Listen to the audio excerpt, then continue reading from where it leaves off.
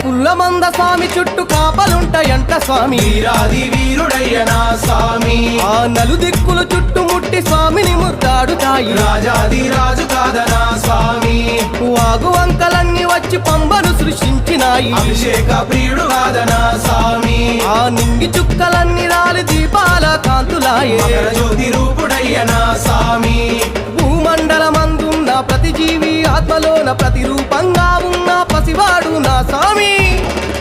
ఆ పడి మీద పగడాల దేవుడు స్వామి, గుడిలోన అందాల బాలుడు స్వామి. గుడి చూడ కొండలపై ఉంటది స్వామి, ఒంటరిగా నా స్వామి ఉంటాడు స్వామి.